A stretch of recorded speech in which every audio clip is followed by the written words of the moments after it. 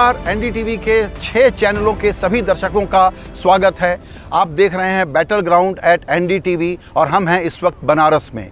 चुनाव के 4 दौर समाप्त हो चुके हैं, 3 दौर बचा हुआ है और ये ज़रूरी है कि जो कन्फ्यूजन फैल गया है, क्योंकि इस चुनाव के बारे में एक तो प्रेडिक्टेबिलिटी है कि रिजल्ट क्या होगा, लेकिन किसको कितनी सीटें, ये एक बहस का मुद्दा बन गया है। बड़ा ज़रूरी है कि इस पर थोड़ी क्लैरिटी हम लेने की कोशिश करें।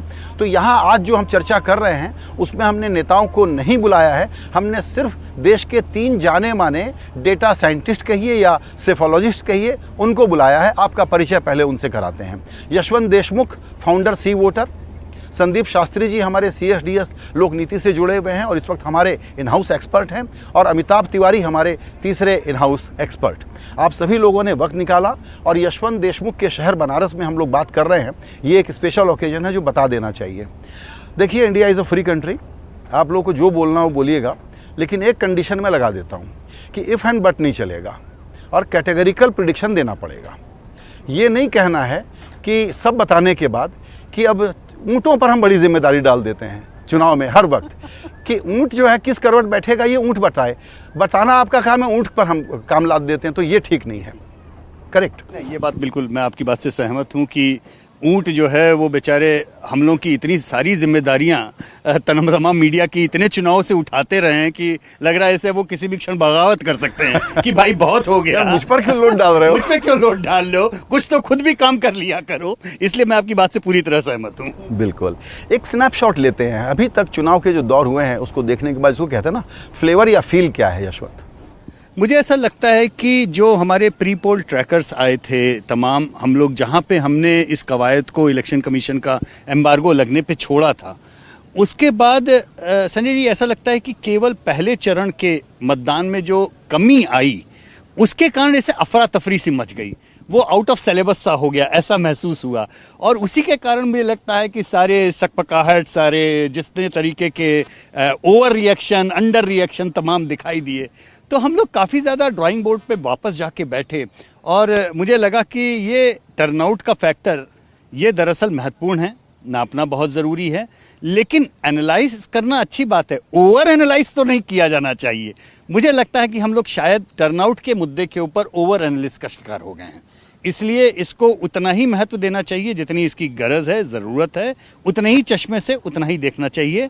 2004 की कवायद 2024 में तो नहीं होगी। अगर आप इसका जवाब जानना चाहते हैं तो जितना टर्नआउट हुआ है उसको देखते हुए मैं कह सकता हूँ कि नहीं, ये 2004 नहीं है। 2004 में जितने शहरी इलाके थे मेट्रोपॉलिटन, वहाँ पे 18% का टर्नआउट ड्रॉप था। उसके मुकाबले ये वो नहीं है। हमने सब कुछ देख लिया करके, शहरी और ग्रामीण, कोई टर्नआउट का अलग वेरिएशन नहीं है। तीसरे चौथे तक आते हुए वेरिएशन बहुत मामूली सा हो गया है। 1% मुश्किल से रह गया है चौथे चरण में तो आकर के, तो मुझे नहीं लगता कि उसके उतने ज्यादा आयाम निकालने चाहिए। संदीप जी, आपने कह दिया कि इंश्योरेंस पॉलिसी नहीं ले सकते हैं तो नहीं लेंगे। एक बात, हमारे सब कंपैरिजंस जो हो रहा है वो 2019 के चुनाव से हो रहा है। 2019 एक विशेष चुनाव था, उसे हमें मानना पड़ेगा, आउटलायर था।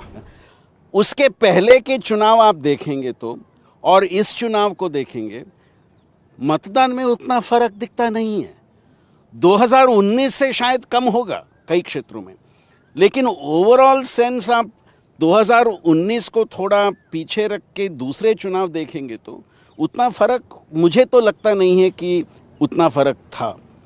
पहले चरण के मतदान के बाद थोड़ा कई पार्टियों में वो लगा कि मतदान कम हुआ है और एक अपना इलाके को डिफेंड करने के लिए एक प्रयत्न शायद किया गया कि हम हमारे लोगों को, हमारे वोटर्स को, हमारे वर्कर्स को थोड़ा इंस्पायर करें कि अगले दौर में आप और आइए। वो शायद एक प्रयत्न था to inspire the internal elements of the party. इसको ट्रिगर के तौर पर इन्होंने यूज़ किया।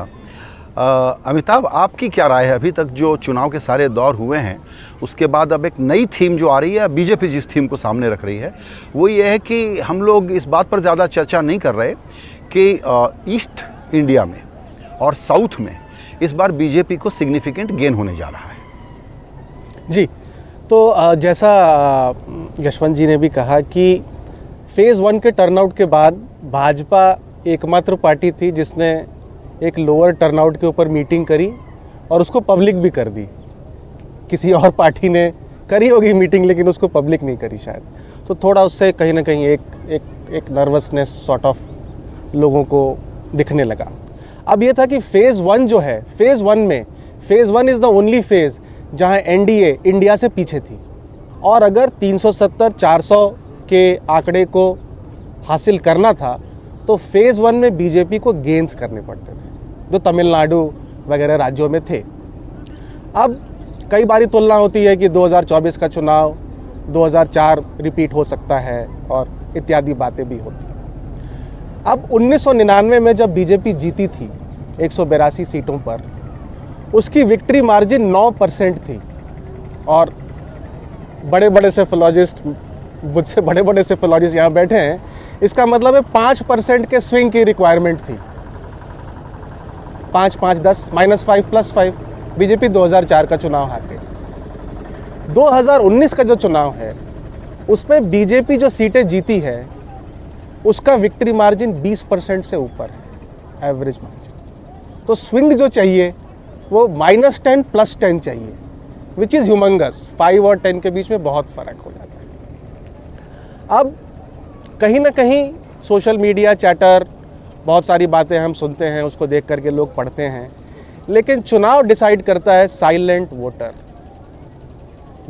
दो तरह के साइलेंट वोटर, एक महिलाएं और एक लाभार्थी। अब महिलाएं जो हैं वो किसी भी सर्वे में अगर हम करने जाएं 25-30% से सैंपल ऊपर होता नहीं है।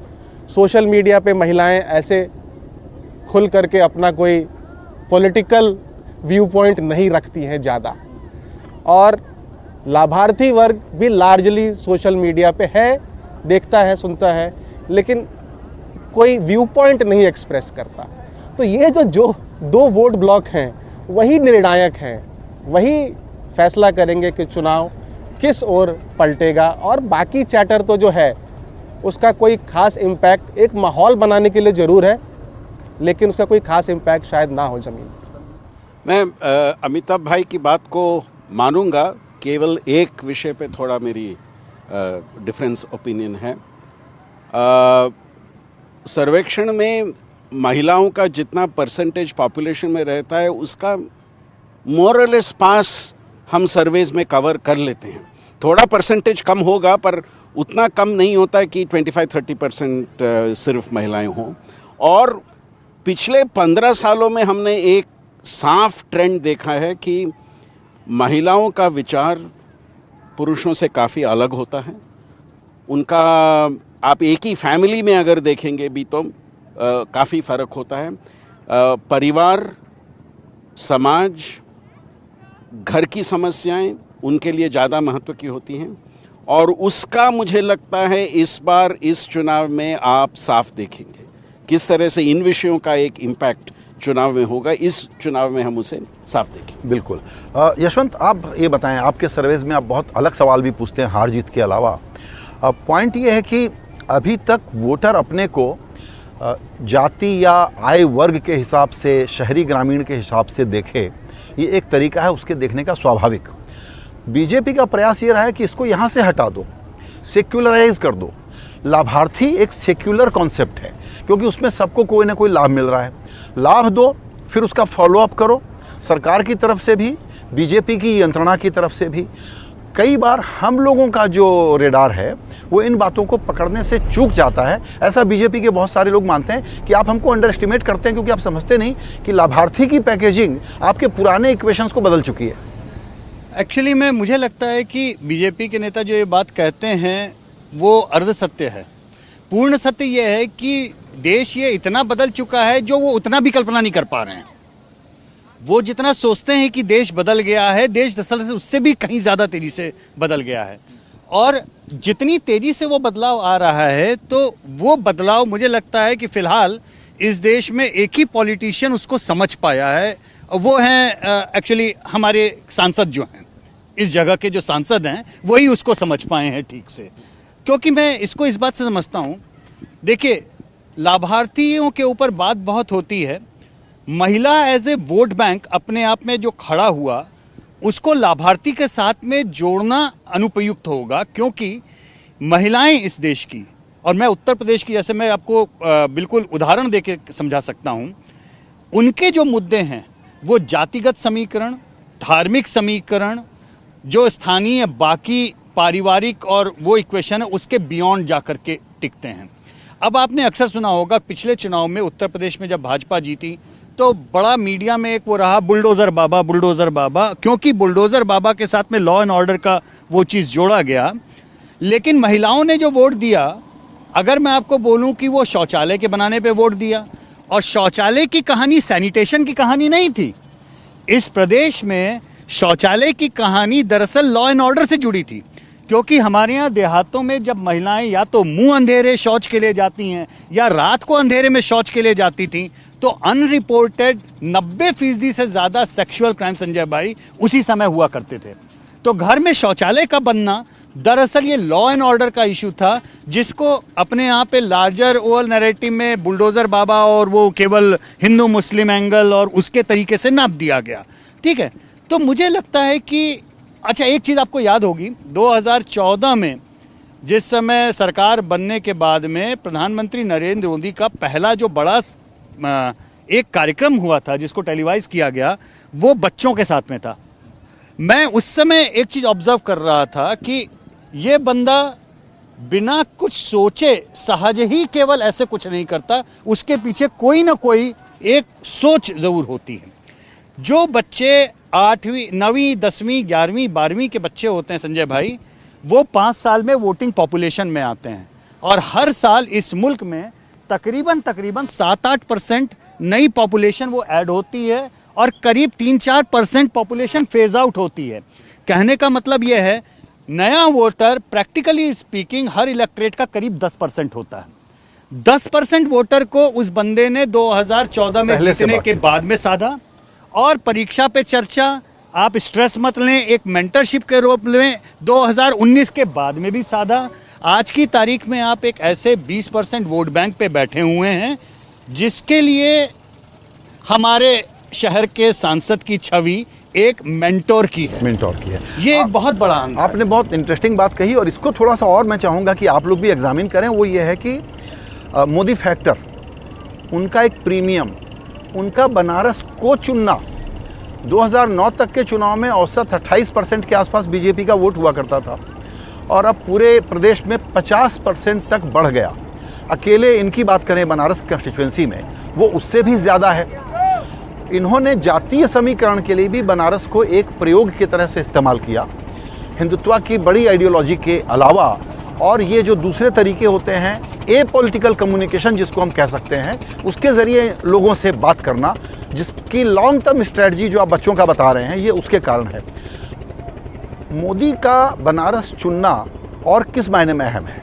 देखिए, मोदी का बनारस चुनना ये एक बहुत अहम हिस्सा इसलिए भी है क्योंकि बनारस की एक सांस्कृतिक धरोहर, हिंदुत्व के साथ में उसका एक जुड़ाव, और तीसरा, सन 89 के बाद से केवल एक चुनाव को आप छोड़ दें तो इस शहर का एक तरह से भाजपा के साथ में जुड़ाव। यहाँ पे बड़े बड़े विचित्र किस्म के एमएलए हुए हैं संजय भाई। आपको मैं, ये शहर दक्षिणी लगता है यहाँ पे आगे, यहाँ पे हमारे एक एमएलए हुआ करते थे श्यामदेव राय चौधरी दादा, उनका रिकॉर्ड है 9 बार लगातार जीते। उदल साहब का रिकॉर्ड उन्होंने तोड़ा। उनसे ज़्यादा फक्कड़ कोई पूरी दुनिया में एमएलए नहीं था। वो इतने विचित्र थे कि अपने क्षेत्र की जनता के कहने पे अपने ही मुख्यमंत्री को काला झंडा दिखाने चले गए थे। तो ये बनारस है। तो ये बनारस का जो भाजपा के साथ में लगाव था, उसका एक इम्पैक्ट पूरब का। और एक बात आप ध्यान रखिए, जब हम पूरब की बात करते हैं तो लोग अक्सर बिहार चले जाते हैं। नहीं, पूरब दरअसल शुरू वहाँ से होता है जहाँ अवध खत्म होता है। अयोध्या के आगे आप बढ़ गए तो समझिए यहाँ से लेके जब तक पश्चिम बंगाल की सीमा नहीं लगेगी तब तक पूरब ही पूरब चलता है। तो ये यहाँ पे BHU हॉस्पिटल में जहाँ पैदा हुआ, वो ज़माने तक इस पूरे पूर्वी भारत का इकलौता एम्स नाम की चीज़ हुआ करती थी जहाँ लोग आते थे। तो ये पूरब का इम्पैक्ट, बनारस काशी केवल उत्तर प्रदेश वाला इशू नहीं था, यहाँ से लेकर के कलकत्ता तक का इम्पैक्ट, ये उस जगह से एक वो सिंबॉलिज्म एक में जाता नर्व है। सेंटर है। संदीप जी आप बताएं, बनारस यूपी मोदी प्रीमियम। देखिए, मैं अगर इस विषय को दक्षिण भारत में अपना टेलीस्कोप लगा के देखूं तो मैं 2014 पे जाऊंगा। उस समय जब बीजेपी अपनी रणनीति तैयार कर रही थी, एक बात स्पष्ट थी कि उत्तर प्रदेश में बीजेपी का अच्छा परफॉर्मेंस की ज़रूरत थी। उसके बारे में कोई दो राय नहीं है। बीजेपी को इस राज्य में अच्छा करना था, और अच्छा अगर उसने किया तो ये मेजॉरिटी का मार्क जो है वो पहुंच सकता था। ये कारण एक। दूसरा कारण, प्रधानमंत्री दावेदार जो हैं, अगर वो खुद इस राज्य से लड़ें, उनका सीट एक गुजरात में भी था, यहाँ से भी लड़ें, तो जैसे अभी यशवंत भाई ने कहा, बनारस का एक लोकेशन आप देखें तो इस लोकेशन का एक महत्व है, और बनारस पे चुनाव लड़ने से इस पूरे एरिया पे उसका इम्पैक्ट आप देखेंगे। 2014 का नतीजे देखिए, बनारस केवल नहीं, उसके इर्द गिर्द जो भी क्षेत्र थे उसका इम्पैक्ट इस पे हुआ। और लास्ट पॉइंट, जैसे यशवंत जी ने कहा, बनारस का जो एक सांस्कृतिक इम्पोर्टेंस है वो भी शायद प्रधानमंत्री को यहाँ अट्रैक्ट किया। और एक फाइनल बात, 2014 से आज तक जो बदलाव इस क्षेत्र में लाया गया, कोई भी कर सकता था पहले, पर उनके प्रधानमंत्री बनने के बाद अपने क्षेत्र में ये काम करना, ये मुझे लगता है उनका एक गोल था, जो उन्होंने इस बार जब चुनाव में जा रहे हैं उसको ठीक लोगों के सामने पेश किया। बिल्कुल। एक इंटरेस्टिंग बात इसमें लेकिन ये भी है अमिताभ कि मोदी जी की मौजूदगी ने पूरे यूपी में एक बहुत बड़ा लिफ्ट दे दिया बीजेपी को, लेकिन इलाके के तौर पर देखें तो ईस्टर्न यूपी में वोट शेयर कंपैरेटिवली फिर भी कम है, 40% के आसपास। तो ईस्टर्न यूपी उस तरीके से बीजेपी के लिए वो रिजल्ट नहीं दे रहा है अभी भी, जो कि दूसरे इलाकों ने, सेंट्रल ने, यूपी ने दिया है। इसको कैसे रिकंसाइल करें?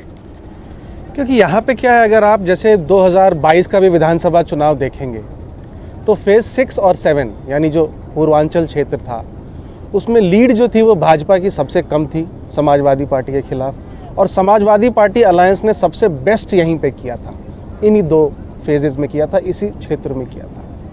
यहाँ पर एक तो जो दलित आबादी, जो एक डेमोग्राफिक्स है इस क्षेत्र की, दलित मुस्लिम पॉपुलेशन भी सिग्निफिकेंटली ठीक ठाक है, और जो नॉन यादव ओबीसी जो एक कोर वोट ब्लॉक है बीजेपी का पूरे यूपी में, जो उन्होंने यहाँ पर साध के रखा है, यहाँ पर भी उसका एक जोर है। लेकिन यहाँ पर बहुत छोटी छोटी पार्टियाँ भी रही हैं, जैसे ओपी राजभर की एसबीएसपी रही है, निषाद पार्टी रही है, जो उस वक्त शुरू में बीजेपी के साथ नहीं रहे।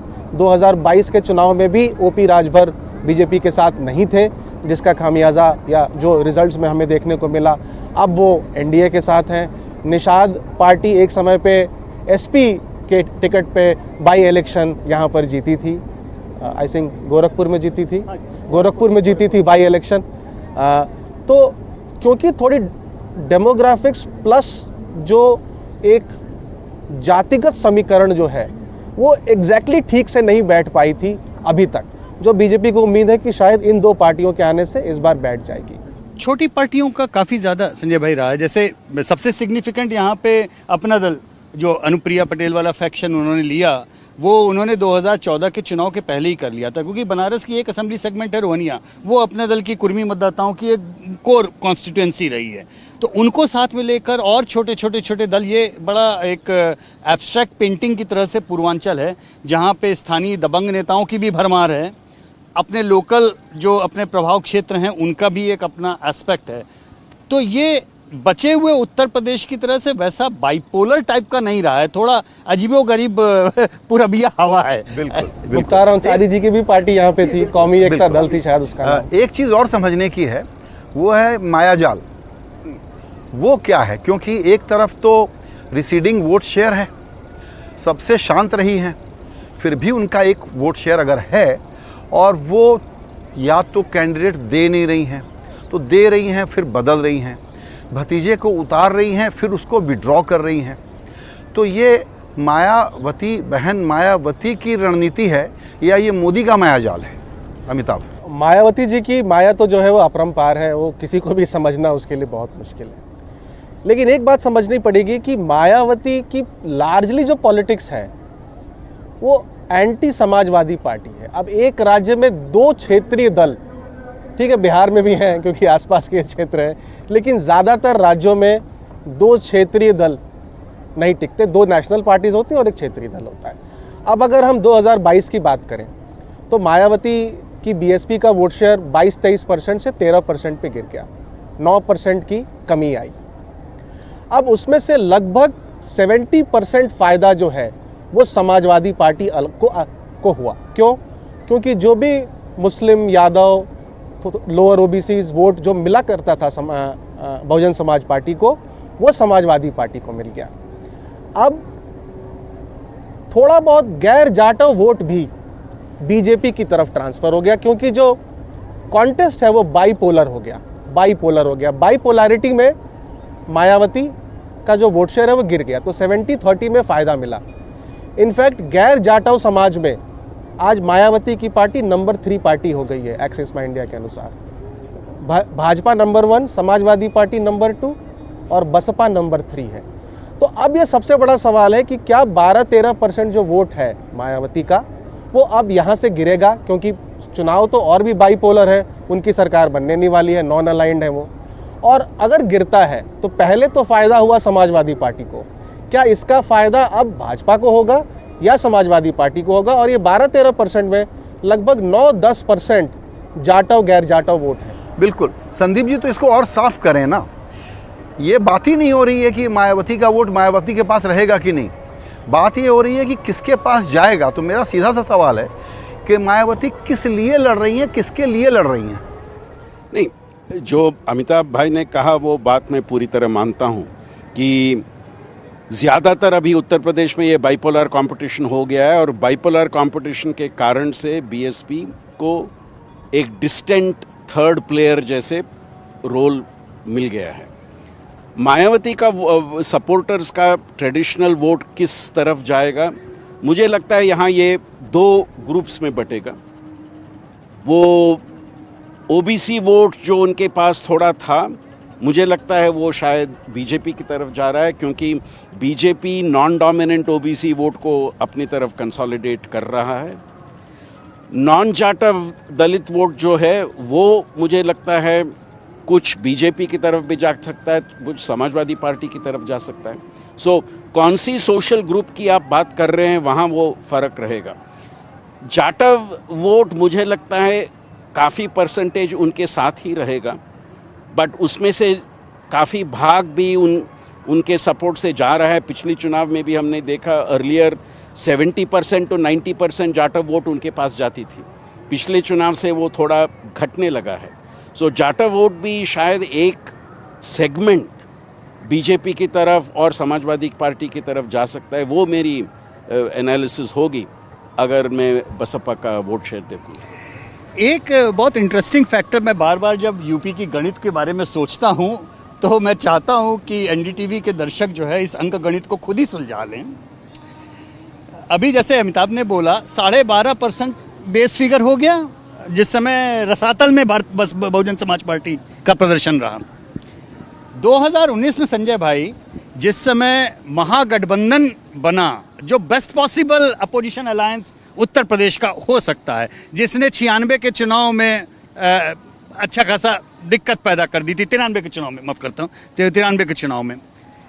अब 12.5% के गठबंधन के अलायंस पार्टनर को आपने दरकिनार किया, और आपने गठबंधन में ऐड किसको किया? कांग्रेस, जिसको कुल जमा वोट मिले कितने परसेंट? 2.5%।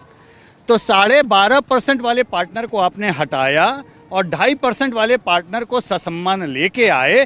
तो ये बीज गणित है कि अंक गणित है, ये मैं दर्शकों पे छोड़ता हूँ, क्योंकि ये बहुत नहीं, ये बड़ा प्रोवोकेटिव है यशवंत। फिर आप ये बताएं कि अखिलेश जी को इन पर भरोसा नहीं था या अखिलेश जी भी किसी और का ही खेल खेल रहे थे? देखिए, अब ये कौन किसका खेल खेल रहा है ये तो मैं नहीं कह सकता। हाँ, इतना ज़रूर है कि पिछले विधानसभा चुनाव में उत्तर प्रदेश में बाइपोलराइजेशन की प्रोसेस जरूर शुरू हुई थी, जिसके कारण अखिलेश जी को आशातीत सफलता जितनी सोच रहे थे उससे ज़्यादा ही मिली। अब ये चुनाव बेसलाइन हो जाएगा, मेरा मानना है उत्तर प्रदेश की भावी राजनीति का। क्या यहाँ से बाइपोलराइजेशन और ज़्यादा होता है, जो अमिताभ कह रहे हैं कि क्या disintegration of Mayawati vote bank होता है, या मायावती 12.5% होल्ड करती हैं? अगर तो मायावती 12.5% होल्ड कर ले जाती हैं तो ये बाइपोलराइजेशन कंप्लीट नहीं होगा और आने वाले चुनाव में मायावती एक तुरुप का इक्का बनी रहेंगी। कोई पसंद करे ना करे, ये उनकी बला से। हाथी है और हाथी रहेगा, जहां तक मायावती जी के समर्थकों का सवाल है। लेकिन खुदा न खास्ता अगर तो वो डिसइंटीग्रेशन 12.5 से 6% जो उनका कोर जाटा मतदाता है उस तक आ जाता है, तब मुझे लगता है कि कहीं ना कहीं एक एग्जिस्टेंशियल क्राइसिस बीएसपी के लिए फिर हम लोगों को देखनी पड़ सकती है। जी बिल्कुल, अभी एक ब्रेक लेते हैं। ब्रेक के बाद चर्चा करेंगे कि और कौन से फैक्टर हैं जो कि यूपी के आउटकम को डिफाइन करेंगे और उसके अलावा पूरे देश का नक्शा क्या बनने जा रहा है। बिल्कुल कैटेगरिकल प्रिडिक्शन हम मांगेंगे हमारे सेफोलॉजिस्ट मेहमानों से।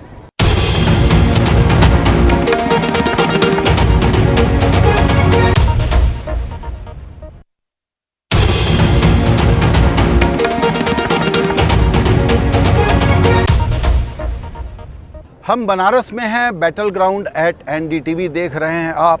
बनारस के बारे में कुछ फैक्टॉइड हम बताना चाहते हैं आपसे। वो ये कि ये भारत का रिटेल कैपिटल है। किसी 1 किलोमीटर में जितनी किराना दुकानें, छोटी दुकानें बनारस में हैं, भारत में किसी दूसरे शहर में नहीं है। यहाँ का पर कैपिटा इनकम भारत के औसत से सिर्फ 4 गुना ज़्यादा है, $8,000। बहुत बड़ा नंबर है ये। और 68 लाख लोग आते थे यहाँ पर घूमने के लिए, पर्यटन के लिए। जो आज से 5-6 साल पहले का नंबर बता रहा हूँ, आज का नंबर है वो करीबन 6 करोड़ लोग। सबसे ज़्यादा लोग भारत में किसी एक शहर में जाते हैं। दुनिया का भी शायद ये बड़ा रिकॉर्ड होगा कि बनारस में टूरिज़्म कितना बढ़ा है। इस पर और रोशनी डालेंगे और शेयर बाज़ार में लोग जो सोच रहे हैं उसका भी जवाब देने की कोशिश करेंगे। लेकिन पहले पॉलिटिकली गेम प्लान में 1-2 चीज़ें और समझना ज़रूरी है। संदीप जी, सपा और कांग्रेस का जो अलायंस है, इंडी अलायंस, बड़े ज़ोर से लड़ रहा है लोग कहते हैं, लेकिन 2 सीटों पर कांग्रेस और 8 सीटों पर अखिलेश। ये 8-10 सीटों पर जोर से लड़ रहे हैं लोग। बाकी नहीं, आपकी बात को मैं पूरी तरह मानता हूं कि ये 10 सीटों में एक स्टिफ कंपटीशन आप देखेंगे। और मुझे लगता है मैं 2 पॉइंट कहूँगा यहाँ पे। एक, पूरे देश में जहाँ जहाँ बीजेपी की राज्य सरकार है, ये एक राज्य है जहाँ ये डबल इंजन की बात लागू होती है। दूसरे सभी राज्यों में एक इंजन सामने, दूसरे बस उसके पीछे जाता रहता है। बट ये एक राज्य है जहाँ एक्चुअल डबल इंजन की सरकार शायद हो, और इसका एक इम्पैक्ट इस चुनाव में आप शायद देखेंगे। दूसरी बात, मुझे ये भी लगता है कि पूरे देश में, एटलीस्ट उत्तर भारत में, जो राम मंदिर का कंस्ट्रक्शन का इम्पैक्ट हुआ होगा, इस राज्य में सबसे ज़्यादा हुआ होगा। तो ये 2 फैक्टर्स मैं कहूँगा जो बीजेपी और एनडीए के फेवर में हैं इस राज्य में। और इन 10 सीटों पे तो लड़ाई हो रही है, पर जो आज बीजेपी के 62 सीट्स हैं और उनके एलाई के 2 सीट हैं, उनका एक कंट्रोल जो पार्टी का है वो शायद बना रहेगा। लगता है कि ओवरऑल भी जो उनके सीट्स थे उसके 2 ज़्यादा 2 कम उसी रेंज में शायद रहेगा, ये मेरा मानना। बिल्कुल। सो अमिताभ, टेक्निकली हम कहेंगे कि ये बाइपोलर चुनाव है, लेकिन जिस प्रकार की रणनीति है बीजेपी के कैंडिडेट सिलेक्शन, उसमें जातियों का ध्यान, मुस्लिम फैक्टर, और बीएसपी का ज़्यादातर मुसलमान कैंडिडेट्स को टिकट देना, अगर इन सब चीज़ों को वोट काटने या जोड़ने के तौर पर समझने की कोशिश करें तो आपका गणित क्या कहता है? जी, तो बीजेपी ने सबसे ज़्यादा पूरे देश में सिटिंग एमपीज कहीं रिपीट किए हैं तो वो उत्तर प्रदेश है। यहाँ पर बहुत ज़्यादा टिकटें काटी नहीं गई। दूसरी बात, जो बीजेपी का जो फॉर्मूला है which is general category plus non Yadav OBCs, उसको ज़्यादा टिकटें भाजपा ने दी हैं।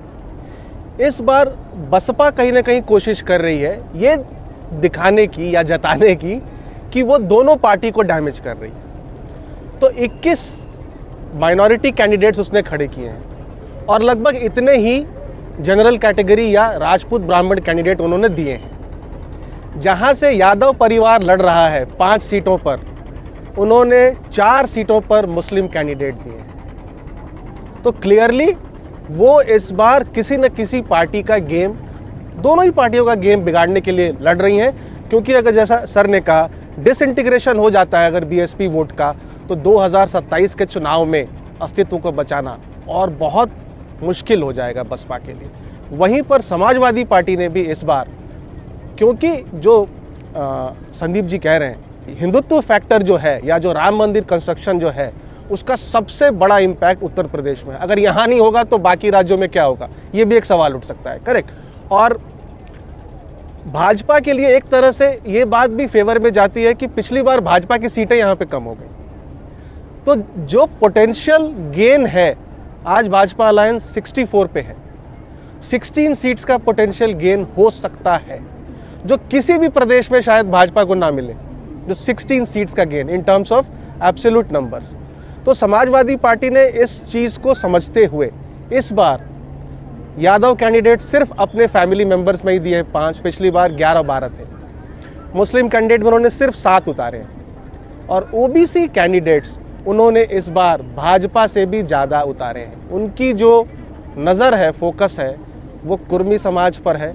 16% टिकट उन्होंने कुर्मी पटेल, जो अनुप्रिया पटेल की पार्टी, उसको दिए हैं। एक समय पे बेनी प्रसाद वर्मा बहुत बड़े लीडर हुआ करते थे समाजवादी पार्टी के, और 10% टिकट कुशवाहा सैनी समाज। तो 26% टिकटें जो हैं वो नॉन यादव ओबीसी समाज को दिया है ताकि भाजपा को इस वोट बैंक में सेंध मारी जा सके। क्योंकि इसके बिना क्योंकि लीड इतनी बड़ी है, 25% पर समाजवादी पार्टी कांग्रेस पार्टी खड़ी है 2019 के बेस पे, और 51-52% पर भाजपा खड़ी है अपने अलायंस पार्टनर्स को लेकर के।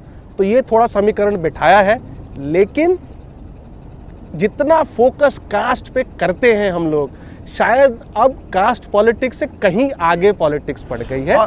जी बिल्कुल। और अगर वो है तो सारे पैरामीटर पर बीजेपी ने अपने वोट बढ़ा करके दिखाए हैं, भले दलित हो, आदिवासी हो, बैकवर्ड हो, अदर बैकवर्ड हो, सभी जगह तक कि मुस्लिम वोटर्स में भी। देखिए ये भाई एक सर्वविदित सत्य है। मुझे याद है 2012 में जब हम गुजरात के विधानसभा चुनाव का एग्जिट पोल कर रहे थे और मैंने ये बात बोली कि ऑलमोस्ट हर चौथे मुस्लिम ने गुजरात में भाजपा को वोट दिया है, तो उस समय योगेंद्र जी ने मुझे याद है बोला कि नहीं ये कोई बहुत बड़ी बात नहीं है। 2002 में भी करीबन 10% मुसलमानों ने वोट दिया था सीएसडीएस के डेटा को। 2 राज्य ऐसे हैं जहां पे मुस्लिम वोट काफी संख्या में बीजेपी की तरफ गई है, एक है गुजरात, एक है कर्नाटक, दोनों राज्यों में। तो अब आप ये देखिए कि अगर आप पिछले 15 साल में भारत के मुस्लिम पॉलिटिक्स को भी देखिए, कोई बात नहीं करता है, क्योंकि समहाउ बाइनरीज में जब बात होती है तो भाजपा और मुस्लिम वोटर ये दोनों को ऐसे देखा जाता है कि नहीं इसमें तो कुछ हलचल हो ही नहीं सकती या हुई नहीं है,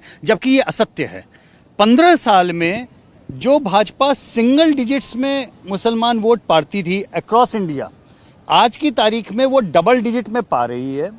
कई राज्यों में 20% से ऊपर, 100 में 20 से ऊपर भाजपा को मुस्लिम मतदाता वोट दे रहे हैं।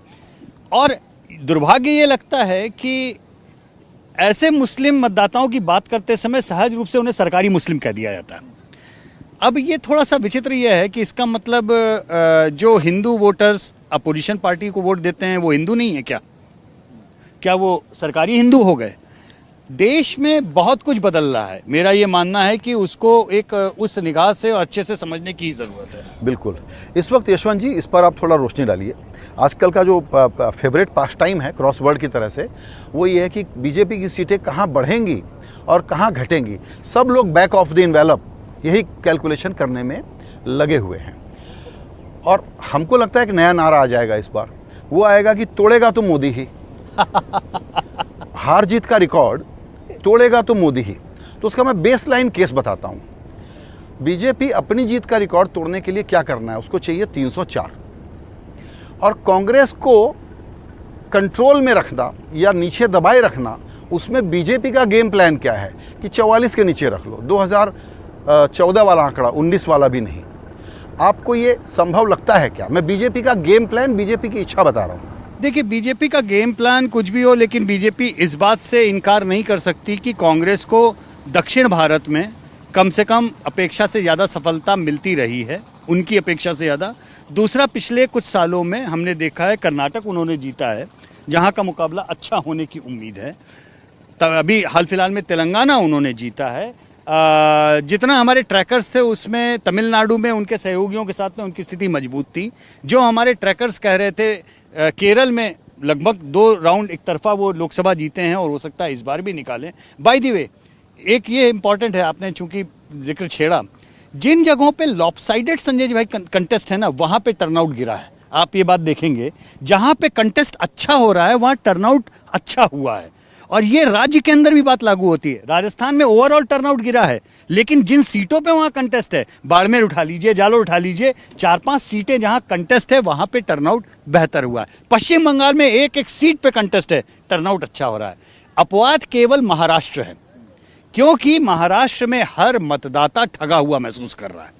किसी भी पार्टी का वोटर हो, उसको लगता है कि मेरे पिछले जनादेश का आपने अपमान किया था, मैं किसको वोट दूंगा या वोट दूंगी, वो बंदा जीतने के बाद में किधर जाएगा ये मुझे ही नहीं पता।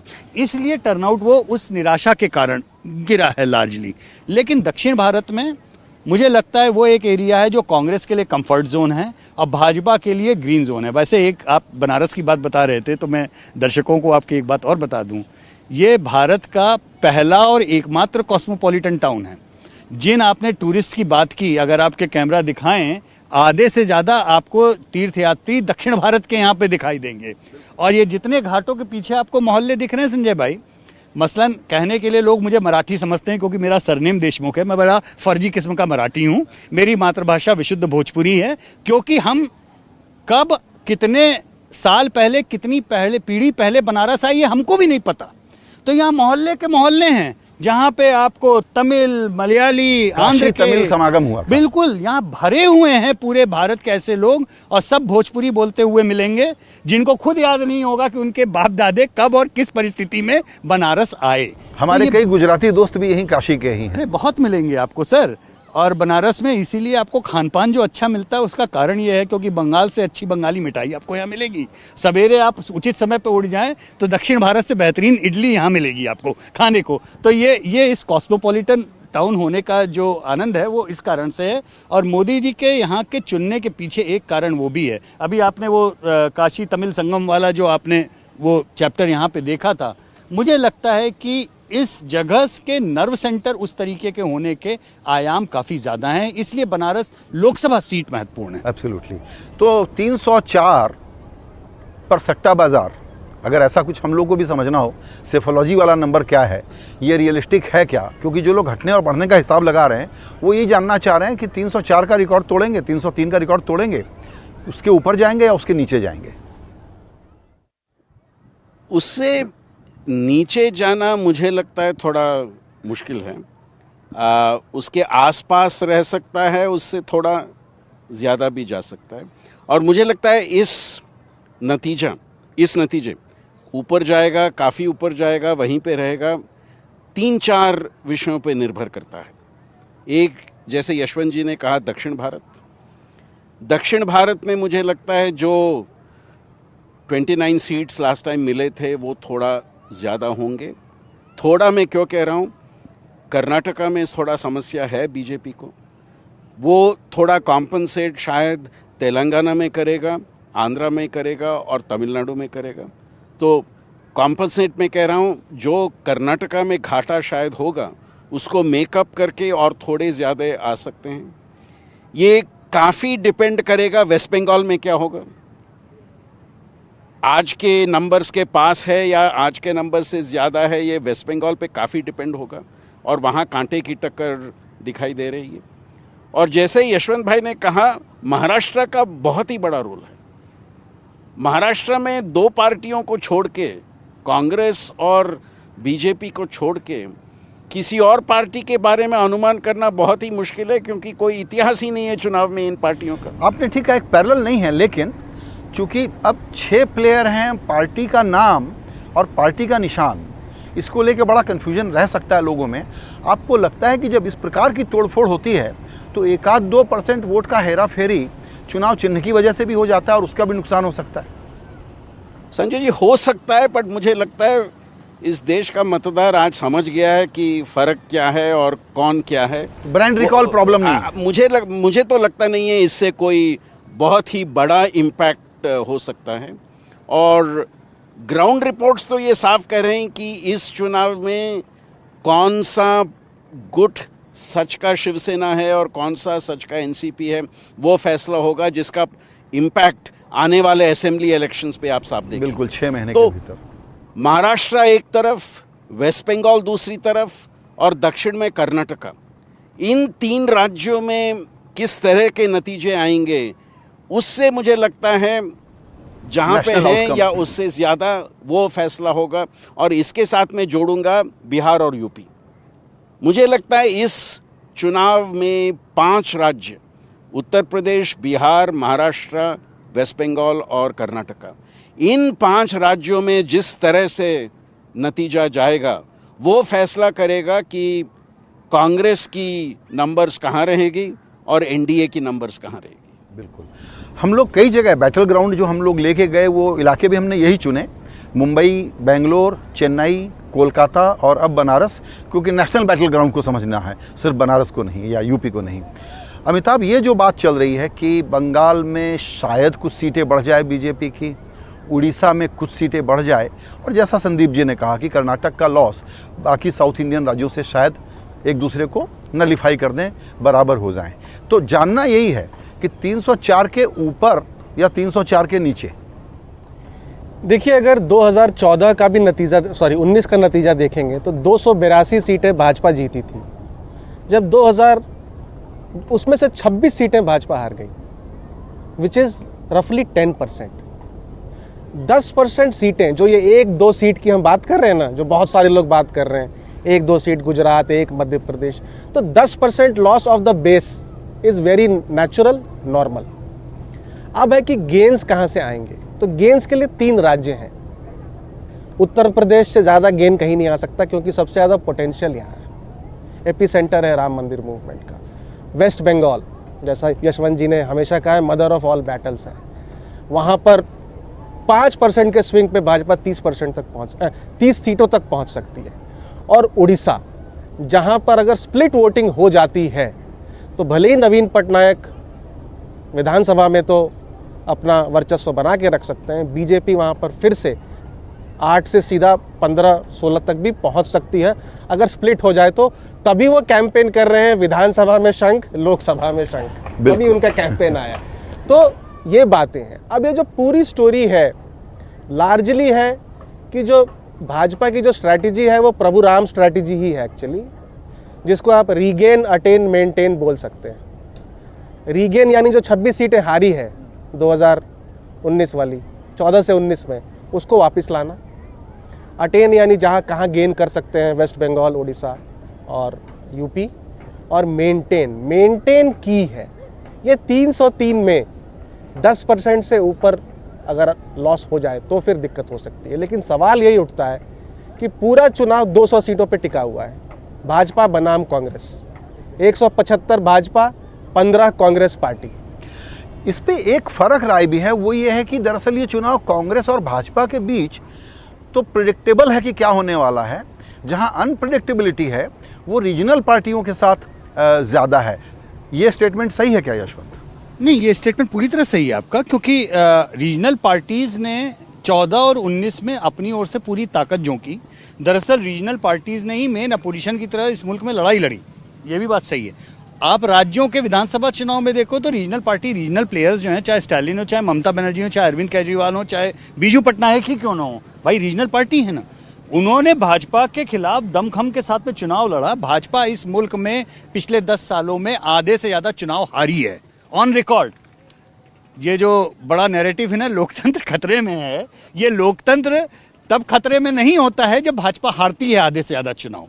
तो समहाउ ये जो स्थिति है वो रीजनल नेताओं के कारण ही है।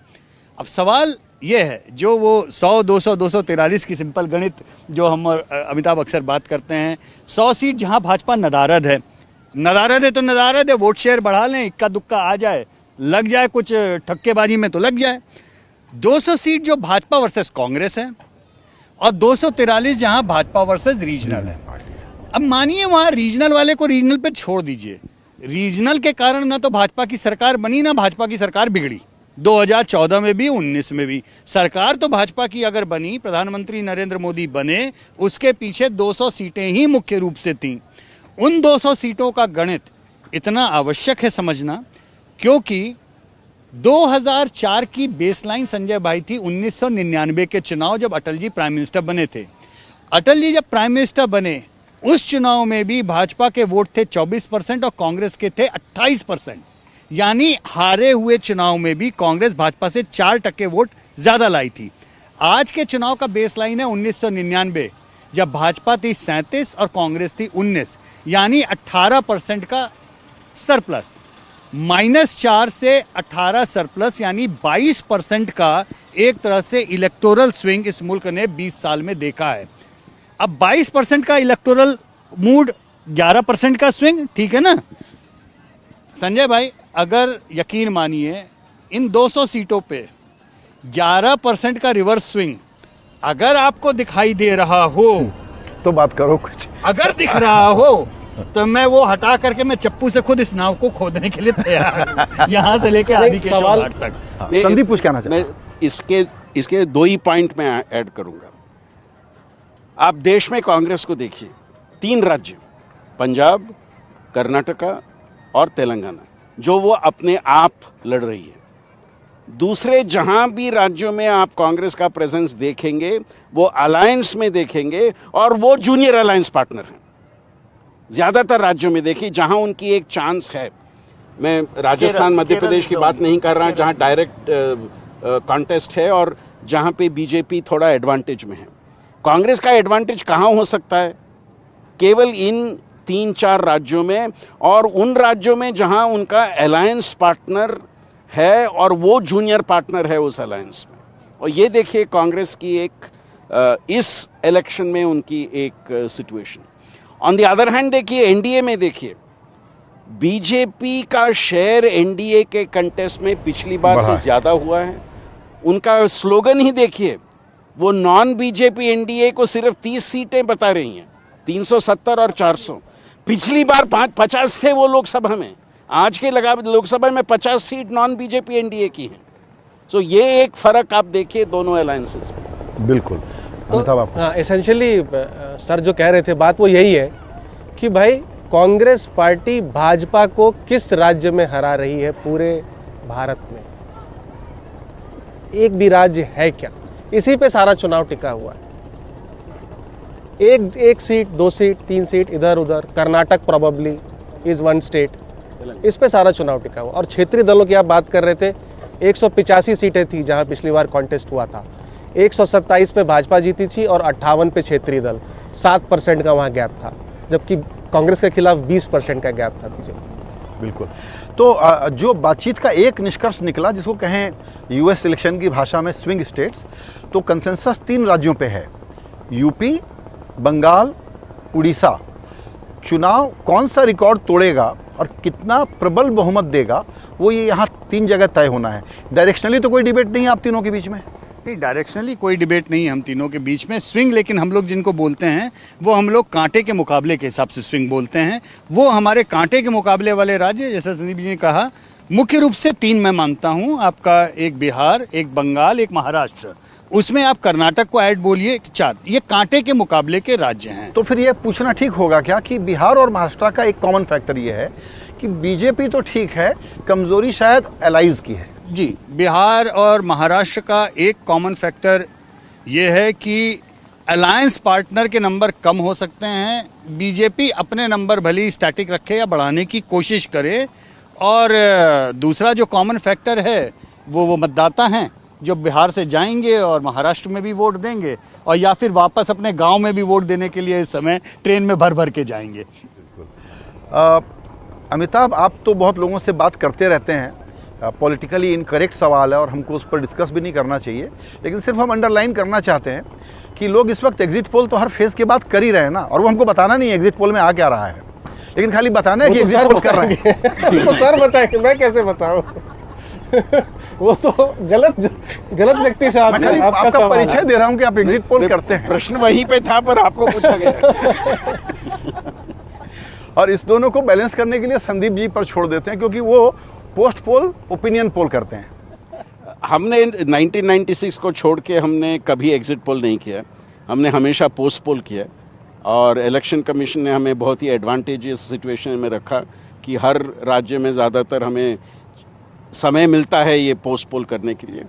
बट उसे भी मैं संजय जी पहले तारीख के पहले कुछ कह नहीं सकूँगा, क्योंकि पोस्ट पोल हो रहा है और हमें 1 जून पे उसका रिजल्ट्स हम शायद अनाउंस कर पाएंगे। बिल्कुल, जाहिर है कि ये एक हम लोगों ने हल्के फुल्के तौर पर गंभीर एनालिसिस आपके सामने लाने की कोशिश की 3 बड़े विशेषज्ञों के साथ। और आपने नोटिस किया होगा कि ये चर्चा वो नहीं थी कि ऊंट किस करवट बैठेगा। बहुत ज़्यादा क्लैरिटी हमको इनसे मिली है कि रिज़ल्ट का डायरेक्शन क्या होने जा रहा है, रिज़ल्ट की स्ट्रेंथ और इंटेंसिटी क्या होने जा रही है, और उसके पीछे फैक्टर कौन से हैं। हमको लगता है कि इससे ज़्यादा प्रिसाइज प्रिडिक्शन करना खतरे से खाली नहीं है, क्योंकि हम लोगों को तो जिसको कहते हैं ना स्टिकिंग आवर नेक आउट, एक प्रिडिक्शन करने और गलत साबित होने की आदत पड़ी हुई है। तो उससे बचते हुए हम यही कह सकते हैं कि बैटल ग्राउंड एट एनडीटीवी में हम लोगों ने लगातार जो बहसें की हैं उसमें कोशिश ये है कि अपने दर्शकों को बहुत क्लीन, सिंपल, एक्सेसिबल एनालिसिस अपने विशेषज्ञों के ज़रिए दे सकें। आपने इस चर्चा में हमारे लिए वक्त निकाला, आप सबों का बहुत बहुत धन्यवाद। नमस्कार।